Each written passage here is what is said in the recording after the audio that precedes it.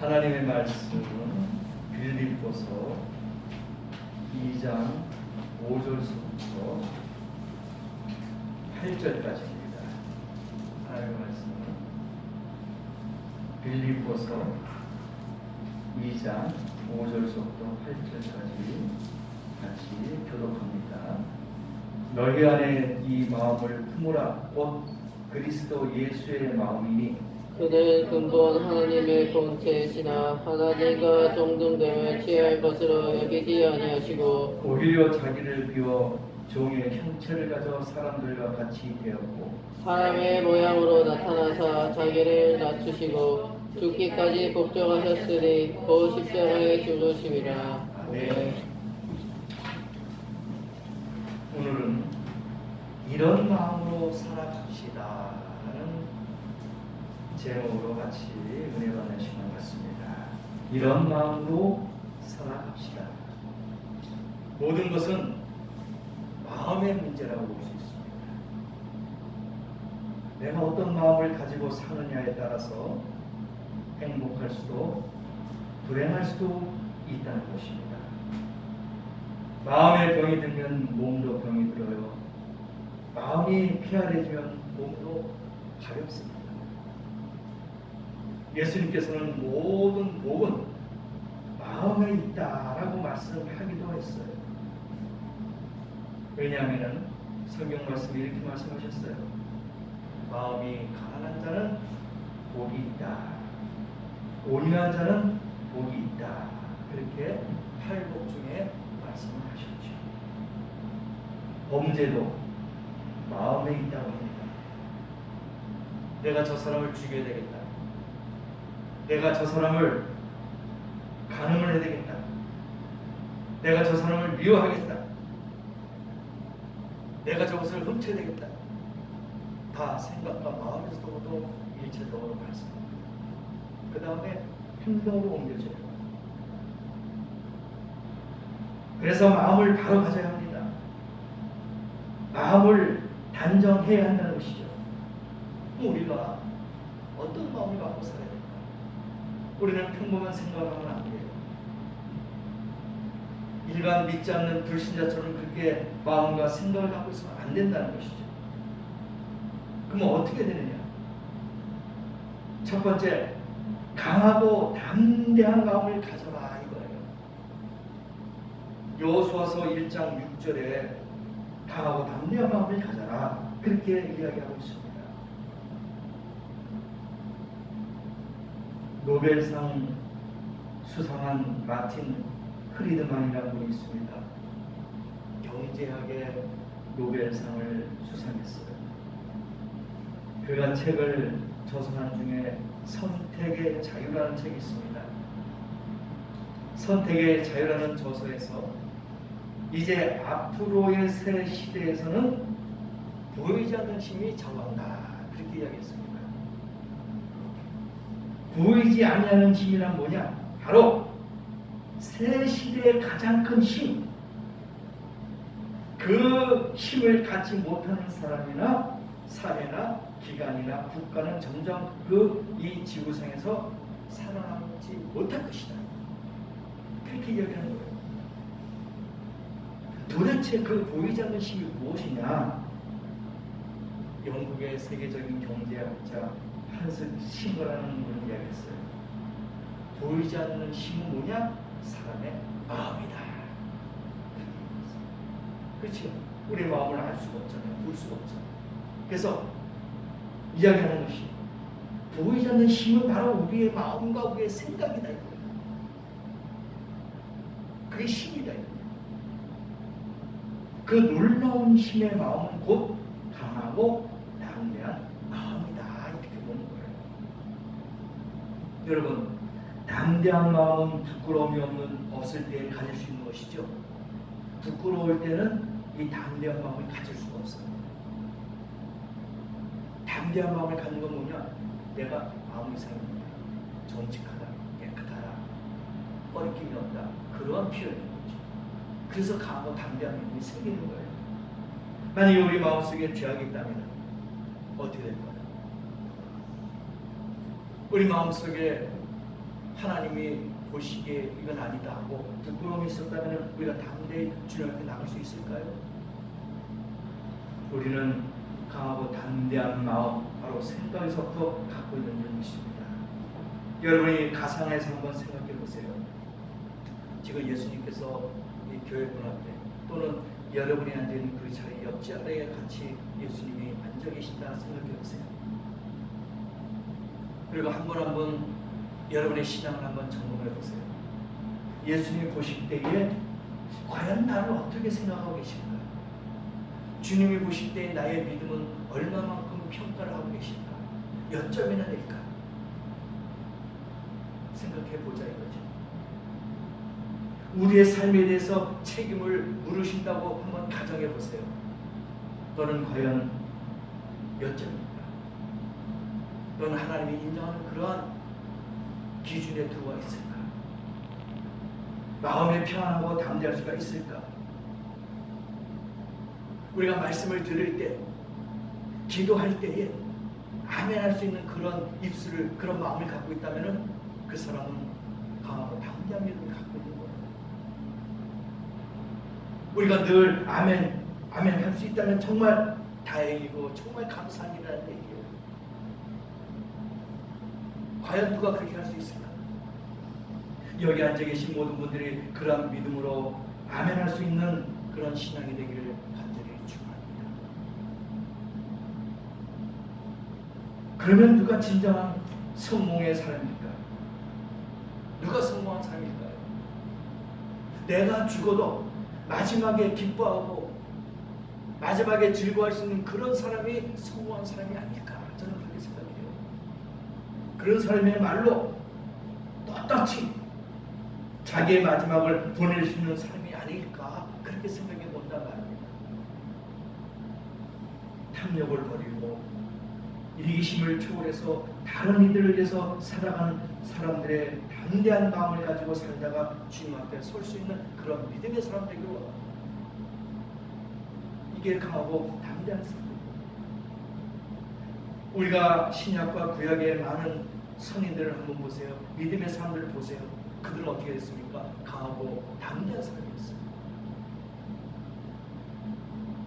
하나님 앞에 범죄하고 하나님 앞에 부끄러운 일을 한다면 과연 담대한 믿음을 갖고 살았을까요? 아니에요. 여호수아 보세요. 사도 바울 보세요.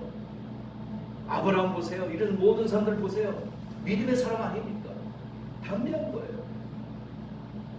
부끄러워서 숨는 게 아니에요. 아담과 하와 처음부터 범죄했나요? 아니에요. 처음에는 하나님과 동행했습니다. 그래서 나중에 범죄하고 나니까 숨어버려요. 아담아 어디 있느냐? 불렀어요. 숨는 거예요. 담대할 수가 없어요. 믿음을 가진 이는 담대한 마음을 가질 수 있어요. 민수기 13장 14장에 보면은요, 이스라엘 백성들 바란 광야에서 정탐꾼을 보냅니다. 40일 동안의 적지를 탐지하고 돌아와요. 우리가 너무나도 잘 알고 있는 말씀 아닙니까? 여호수아 갈렙 40일 동안 적지를 정탐하고 과연 우리가 저 지역을 소유할 수 있을까? 싸워서 쟁취할 수 있을까? 이런 믿음을 가지고 보낸 거예요. 근데 어떡합니까? 두 사람 외에는 모든 사람들이 이건 아닙니다. 우리는 이길 수 없습니다. 불가능한 것을 모세에게 이야기합니다. 그러나 여호수아 갈렙은 아닙니다. 그들은 우리의 밥입니다. 우리가 점령할 수 있어요. 우리가 뺏을 수 있습니다. 그런 강하고 담대한 믿음을 갖고 있었어요. 그럴 때 하나님이 역사가 나타납니다. 여러분에도 이러한 강하고 담대한 믿음을 갖고 하나님의 섭리의 뜻과 계획이 나타나기를 축원합니다. 광야에서 애굽에서 죽어야 할 그러한 인생이지만 이런 소수의 몇 사람들 때문에 수많은 사람들이 살아났다는 거예요. 그러니까 여러분의 한 사람 한 사람 때문에 여러분의 주위에, 여러분의 가정에, 여러분이 알고 있는 모든 믿음의 사람들이 축복받기를 원합니다. 그만큼 강하고 담대한 믿음이 필요해요. 올 한 해도 이제는 시작 아닙니까? 그래서 1년 동안 이런 믿음을 갖고 살아가자 이거예요. 여러분 때문에 복받고, 여러분 때문에 형통하고, 여러분 때문에 잘 풀리는 그러한 축복이 올 한 해도 여러분을 통해서 나타나기를 원합니다. 할 수 있어요. 왜 두려워하고 그 같은 보고를 절망감을 갖겠을까? 왜 두 사람 외에는 다 부정적으로 얘기했을까요? 한 가지, 믿음이 없었던 거예요. 믿음이 빠진 거예요. 여러분 보세요. 정탐꾼을 보낼 때에 소수 정예 요원을 보냅니다. 그럼 그 사람들이 약한 사람일까요? 부족한 사람일까요? 아닙니다. 몸도 좋고 훈련받은 사람들, 건강한 사람들, 이런 사람들 정탐꾼을 보내는 거예요. 그렇잖아요? 근데 모든 거 다 갖췄어요. 육체적으로 모든 기술적으로 훈련받은 사람들 모든 걸 다 갖췄는데 하나가 빠졌잖아요. 믿음. 겉으로는 건강해요. 신체적으로는 부족함이 없습니다. 그런데 가장 중요한 믿음인 거죠. 근데 여호수아하고 갈렙만큼은 모든 것이 perfect한 거예요. 완벽한 거예요. 믿음까지 다 소유한 거예요. 그래서 하나님이 그 두 사람을 통해서 뜻을 이루시고 복을 주신다는 얘기입니다. 그래서 주님께서 말씀하셨잖아요. 너는 마음을 강하게 하고 담대하라. 내가 너와 함께하겠다. 함께하겠다. 강하고 담대한 믿음을 가져라 이겁니다. 하나님이 살아계신다는 것을 믿으십니까? 하나님이 여러분과 함께하기를 원합니까? 올 한 해도 여러분이 하나님 앞에 가까이 가면서 하나님이 여러분을 통해서 축복받기를 원합니까? 그 믿음만 있으면 올 한 해도 형통하고 복받을 줄 믿습니다. 그 믿음 갖고 살아가자는 거예요. 여러분의 삶의 현장에 하나님께서 사랑의 아버지로 함께 하신다는 거예요. 아버지로 함께 한다는 겁니다. 요셉이 애굽에 팔려갔을 때도 함께 계셨고, 옥에 갇혔을 때도 함께 하셨고, 이 확신을 가질 수 있는 그러한 성도들이 하나님의 복을 받게 된다는 거예요. 이런 믿음과 확신을 가진 사람은 담대합니다. 강한 마음을 갖고 있어요. 여러분도 이런 강하고 담대한 마음을 갖고 올 한 해도 승리하시기를 축원합니다. 다윗을 한번 보십시다. 다윗. 하나님이 왕으로 세우기 전까지는 훈련이 필요한 거예요. 그렇죠?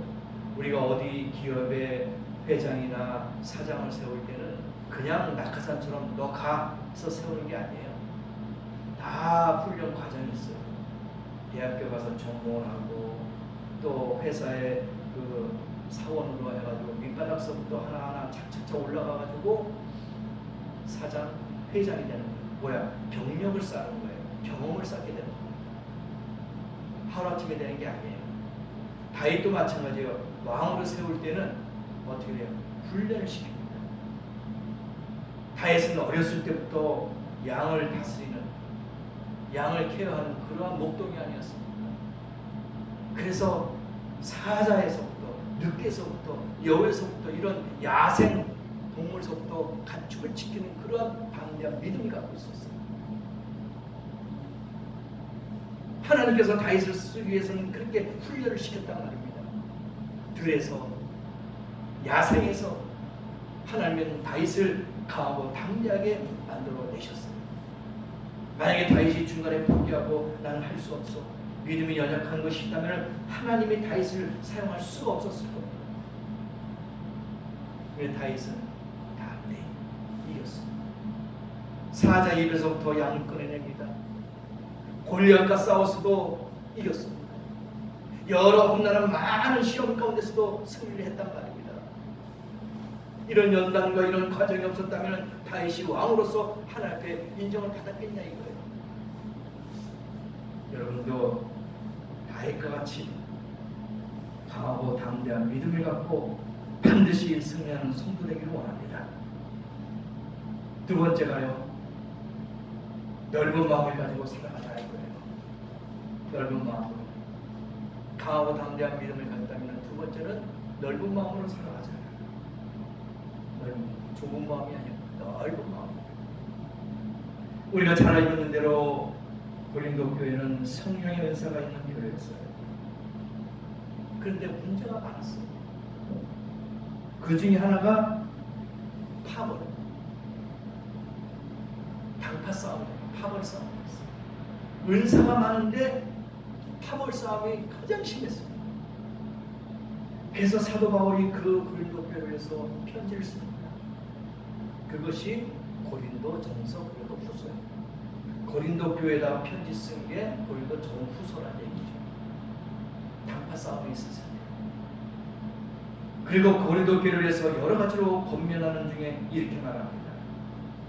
고린도후서 6장 11절과 13절까지 보면은 고린도인들이 너희를 향하여 우리의 입이 여리고 우리의 마음이 넓었으니 너희가 우리 안에서 좁아진 것이 아니라 오직 너희의 심장에서 좁아진 것입니다.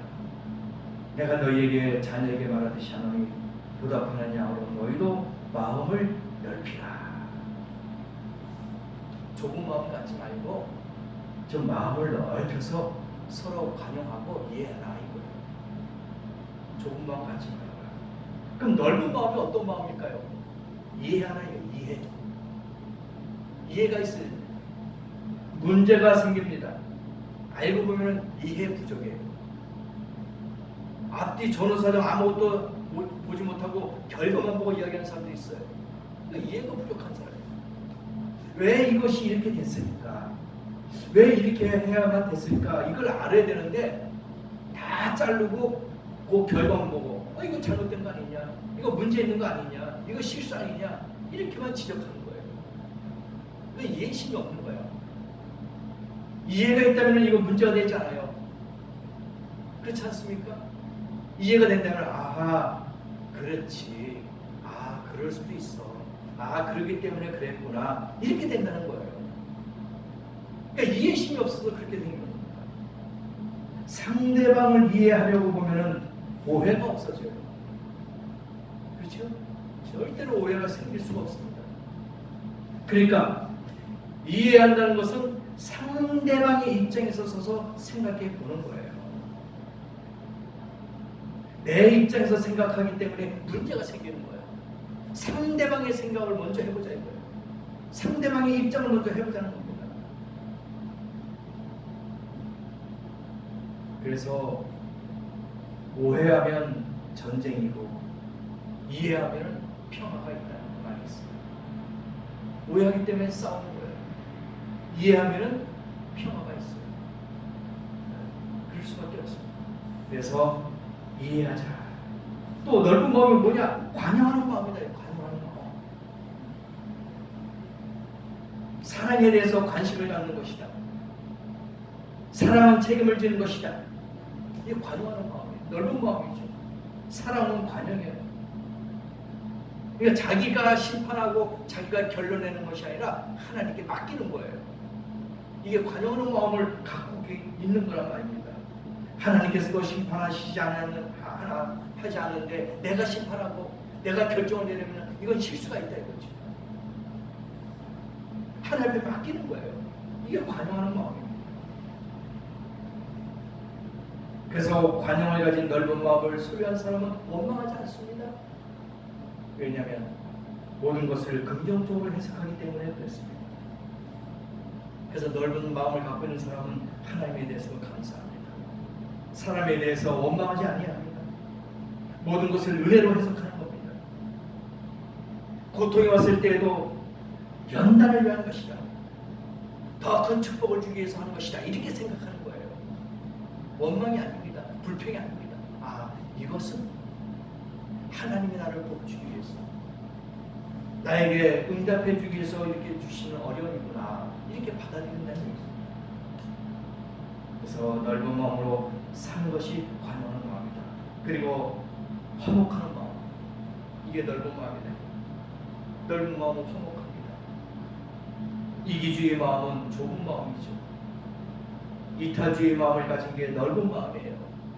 다 이해하고 다 환영하고 다 받아들이고, 이게 화목한 마음 아니에요. 너를 위해 말해주고 도와주는데 거기에 문제가 일어나지 않습니다. 상대방을 배려하고 상대방을 이해하는데 여기에 무슨 다툼이 있겠어요? 화목한 마음이에요. 나를 위하여 나를 높여라, 그런 것에 문제가 생기는 거예요. 내 스스로 높아지고 나를 대접받기 위해서 나를 좀 챙겨줘라, 내가 대접받아야 된다, 이러면 문제가 생기지만, 상대방을 높여주고 상대방을 이해해주고 상대방을 배려하는데 이게 넓은 마음 아니겠습니까? 이게 화목하는 마음이에요. 싸움이 일어날 수가 없습니다. 그러니까 주는 마음이 넓은 마음이다. 받으려는 마음 좁은 마음이에요. 주는 마음 넓은 마음인 줄 믿습니다. 그래서 베푸는 거예요. 나누는 겁니다. 그런 사람들이 넓은 마음. 행복한 크리스찬으로 살고 싶습니까? 그렇다면 마음을 넓히는 성도가 되길 원합니다. 마지막으로 세 번째가 이 마음으로 살아야 합니다. 바로 예수 그리스도의 마음입니다. 예수 그리스도의 마음. 이걸 우리가 가지고 살아야 된다 이거예요. 우리에게 주신 말씀이 바로 결론이 이거예요. 이런 마음으로 살아가자. 예수의 마음이 어떤 마음입니까? 예수의 마음은 첫 번째가 종의 마음이었어요. 종은 뭡니까? 섬기는 거예요. 종은 주인이 아니다 이거예요. 나는 주인이 아니다. 그렇죠? 종은 섬기는 자, 낮은 자예요. 겸손한 자예요. 그렇죠? 오늘 본문 말씀에 이야기했습니다. 그는 근본 하나님이시나 하나님과 동등됨을 취할 것으로 여기지 아니하시고, 하나님이시지만은 종으로 오셨다. 왜? 종의 마음은 자기의 권리를 포기하는 거예요. 자기 주장이 없잖아요. 종이 자기 권리가 어디 있어요? 주인이 하라 지시하면 지시에 따르는 거예요. 그러니까 종은 그런 마음을 갖고 있는 거예요. 그러니까 하나님이 육신을 입고 이 땅에 오시지 않았습니까? 예수라는 그 육체를 가지고 이 땅에 오셨어요. 뭐야? 섬기는 자로. 종의 몸으로 이 땅에 오셨다는 거예요. 마음을 비워야 합니다. 욕심도, 탐욕도, 욕망도 버려야 종의 마음이다. 종은 자기가 원하는 대로 가질 수가 없어요. 욕심, 탐욕, 소유 이렇게 할 수가 없는 거예요. 왜? 명령만, 주인의 말만 따를 수밖에 없는 거예요. 그래서 종의 마음을 가지고 살아야 된다. 종의 마음, 섬기는 마음이라는 얘기죠. 종은 순종하는 마음입니다. 이런 마음으로 살아가야 됩니다. 가족을 섬기고 교회를 섬기고 다른 이들을, 나보다 낮은 이들을 섬기는 것, 이게 섬기라는 얘기예요. 지위가 낮은 사람이 높은 사람을 섬겼다, 이건 섬김이 아니죠. 당연히 할 의무를 한 것뿐입니다. 그러나 낮은 사람을 섬길 때 이것이 종의 마음인 거예요. 내가 높은 사람한테 순종하고 섬기는 것, 이건 당연한 거예요. 이건 마음에서 우러나는 섬김이 아니에요. 그러나 지위가 높은 사람이 밑에 있는 낮은 사람에게 베풀고 나누고 이해하고 배려하는 것, 이것이 섬긴다 이거예요.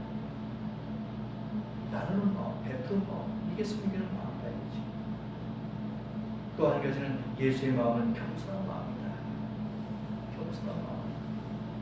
자기를 낮춰야 합니다. 마음이 온유한 자, 겸손하다 하겠습니다. 겸손. 하나님께서 모세를 인정하셨습니다. 그의 학문을 인정한 게 아니에요. 그의 학식, 능력, 그 모든 것을 인정한 게 아닙니다. 그의 인격이 훌륭하다는 것이 아닙니다. 바로 온유한, 이것을 인정합니다. 민수기 12장 3절에 그가 구스 여자를 취했어요. 누나 미리암이 형 아론이 비난했어요. 이방 흑인 여자, 까자잡한 이방 여자를 그 부인으로 취하니 그 형 아론과 미리암 누나가 왜 원망하지 않겠습니까? 너 잘못한 것이다. 신앙에 맞지 않는다. 우리 가문하고 맞지 않는다. 막 비난했어. 그때 하나님께서 변호를 해줬어요. 모세 편에 들어서 이야기해줬습니다. 내 종 모세는 온유함이 지면에 승하였다. 인정해줬어요. 그의 온유한 마음이다. 따뜻한 마음이다. 그래서 구스 여인까지 취하게 된 것이다. 그렇게 모세 편을 하나님이 들어주셨다.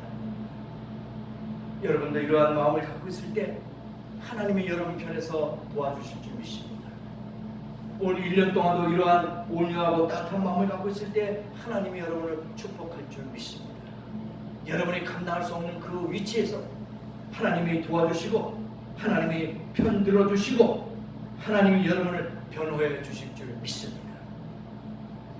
잠언서 16장 18절에도 이야기합니다. 교만은 패망의 선범이다. 교만한 자는 넘어질 수밖에 없어요. 교만한 자는 꺾일 수밖에 없습니다. 겸손해야 돼요. 바벨 왕 느부갓네살 보세요. 교만하다가 망했습니다. 바벨론에 멸망당했어요.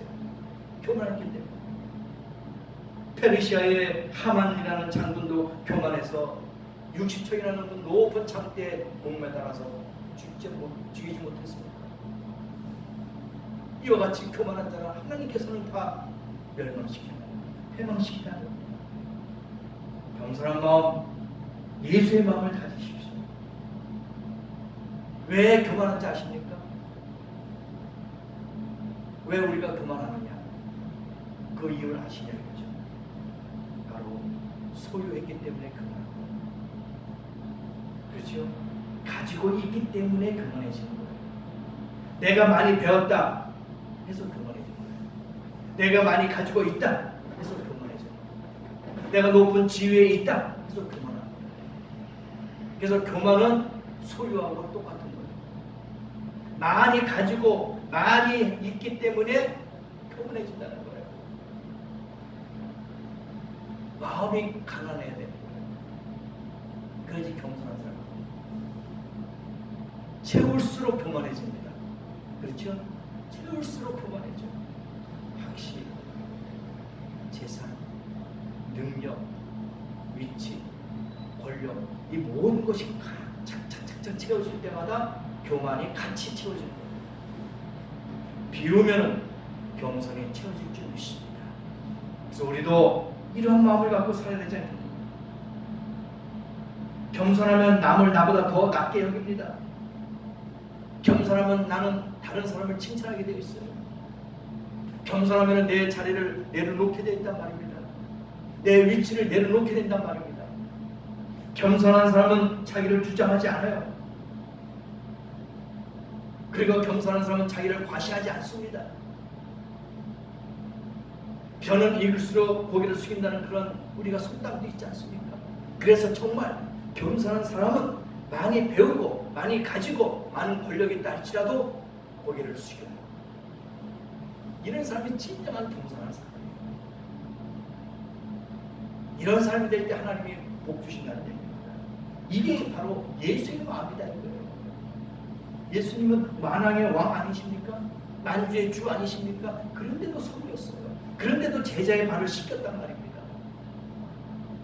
이게 겸손이에요. 예수의 마음이 또 복종하는 마음이라고 했죠. 복종이 뭐니까 순종하는 거예요. 주인이 이렇게 하라 하면은 네 알겠습니다 하고 순종하는 것이 바로 예수의 마음이다. 토를 달지 않아요. 주인이 시키는 대로 합니다. 하나님 아버지께서 딱 하신다 하면은 그렇게 하는 거예요. 토를 달지 않습니다. 이게 왜 그렇게 해야 됩니까? 이거 그렇게 하면 안 됩니다. 이런 토가 없어요. 시키면 그냥 합니다. 순종합니다. 아멘 믿습니다. 그렇게 되는 거예요. 예수의 마음, 아버지의 원대로 하옵소서.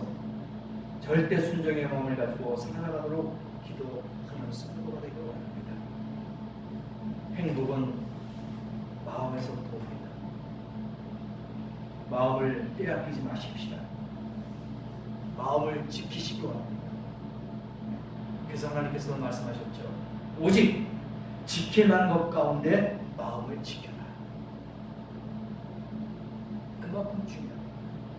마음에 음란, 근심, 슬픔, 아픔, 실망, 불안, 고통 들어오지 못하도록 우리가 막아야 될 줄 믿습니다. 올 한 해 이런 마음을 갖고 살아가야 될 것입니다. 마음을 바로 가져야 합니다. 행복도 마음에서, 승리도 마음에서도 온답니다. 그러므로 강하고 담대한 마음을 가지고 살아가십시다. 보다 넓은 마음을 가지고 살아가십시다. 그리고 곧 예수 그리스도의 마음을 채우시고 살아가십시다. 그렇다면 올 2021년도 올 한 해도 하나님께서 놀라운 은총으로 승리와 축복으로 허락할 줄 믿습니다. 바른 마음으로 바르게 살고 승리하시는 귀한 성도가 되셔서 올 한 해도 잘했다 칭찬받는 하나님의 풍성함이 넘치는 귀한 성도가 되시기를 예수님의 이름으로 간절히 축원합니다. 기도하십시다. 오늘